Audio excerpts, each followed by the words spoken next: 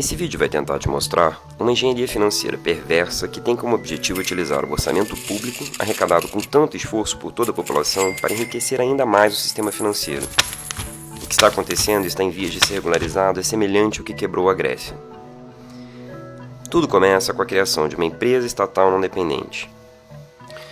Esse tipo de empresa se enquadra em uma figura jurídica criada no último Código Civil, sociedade de propósito específico, que permite a participação de sócios privados e por isso é uma pessoa jurídica de direito privado, mesmo sendo uma estatal com ações majoritariamente do ente federado e por isso controlada por ele.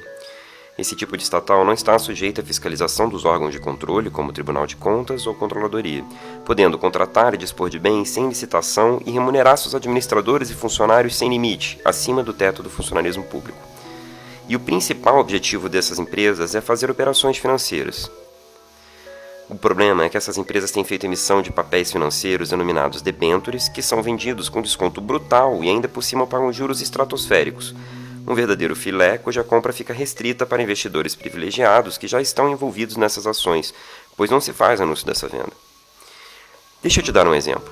Um papel financeiro custa 100 mil, mas ele é vendido para esses investidores com deságio que pode chegar a 60%, ou seja, ele pagará apenas 40 mil, que pode ser parcelado em até 4 vezes por 4 anos, e remunera uma taxa de juros que pode chegar a 23% ao ano, sob o valor integral da debênture.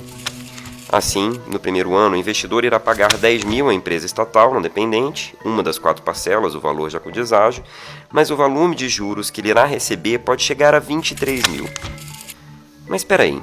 Desse jeito, o valor que o investidor vai receber de juros será maior que a parcela do investimento que ele irá pagar à empresa. Exatamente. Enquanto o investidor recupera seu investimento imediatamente com lucro estratosférico, a empresa estatal não dependente vai acumular um prejuízo enorme. Além disso, ainda terá que arcar com despesas de consultorias, remuneração de administradores, custos financeiros e administrativos, entre outros. E de onde vai vir tanto recurso para arcar com esse rombo? Você provavelmente já ouviu falar da Proposta de Emenda à Constituição PEC 241 de 2016, conhecida como a PEC do Teto, que irá congelar por 20 anos o conjunto de gastos e investimentos primários como saúde, educação, segurança, entre outros serviços essenciais à população. Nossa, mas se hoje esses serviços já são escassos, imagina como vai piorar tudo com esse congelamento. E todo esse sacrifício para destinar ainda mais recursos para o pagamento de juros e amortizações da dívida pública, beneficiando os sigilosos detentores dos títulos dessa dívida, que, diga-se por passagem, nunca foi auditada e sobre ela recaem diversos indícios de ilegalidade, ilegitimidade e até fraude, comprovadas inclusive por comissões do Congresso Nacional. E é justamente essa PEC que garante a reserva de recursos para aumento de capital de empresas estatais não dependentes. Dá uma olhadinha no texto da PEC.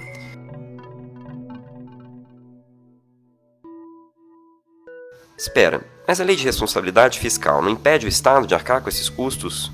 Exato, isso é ilegal. Aí é que a gente percebe a sofisticação desse esquema.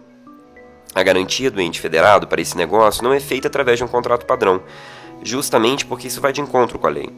Por isso, a concessão da garantia está sendo disfarçada em uma operação que funciona assim. O ente federado cederia direitos de créditos recebíveis para essas empresas em troca de debêntures subordinadas, que é um outro tipo de debênture que não pode ser comercializada servindo apenas para formalizar a garantia concedida pelo ente federado. Veja bem, o texto desse negócio deixa claro que a cessão que o Estado está fazendo é simplesmente dos direitos de créditos recebíveis. Os créditos em si continuam sob tutela dos órgãos competentes, que são as procuradorias dos entes federados que seguem arcando com todos os ônus e dificuldades do processo de cobrança desses recebíveis. E o grande problema é que esses recebíveis se referem aos créditos autônomos, e aí é preciso entender que a dívida ativa constitui a maior parte desses créditos. Para quem não sabe, a dívida ativa é o volume de tributos e outros créditos devidos à União, Estados e municípios, sendo que apenas uma pequena parte desses créditos conseguem ser arrecadados. Em sua maioria, ela corresponde a créditos incobráveis, pois são devidos por contribuintes que não têm como pagar seus débitos, tais como empresas falidas, não encontradas ou que nunca existiram de fato. Por isso, a maior parte é considerada podre, isso é, não possui a menor chance de ser arrecadada.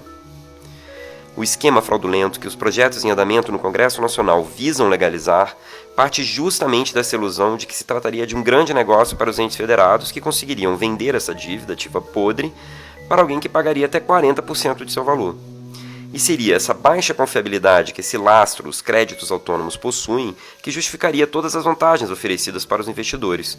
o deságio, parcelamento, juros altíssimos, sendo que, na verdade, esses privilegiados estão levando todas essas vantagens sem correr risco nenhum, já que essa operação com as debêntures subordinadas tornaria o ente federado garantidor, ou seja, obrigado a honrar essa garantia, arrecadando ou não os créditos autônomos.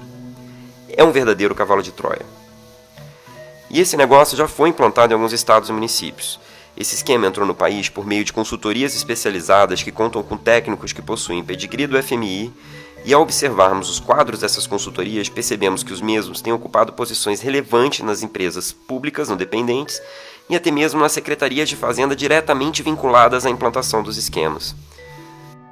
Já existe manifestação expressa do Ministério Público de Contas no sentido da ilegalidade desse tipo de negócio. No entanto, estão tramitando no Congresso projetos que tentam legalizar esse escandaloso esquema, impedindo aos órgãos de defenderem as contas públicas. Faça contato com os parlamentares. É urgente aprofundarmos o debate e barrarmos esse projeto, além da PEC do teto que garante, no texto constitucional, recursos para esse esquema ao custo do congelamento de todos os gastos essenciais para a sociedade. Mobilize-se.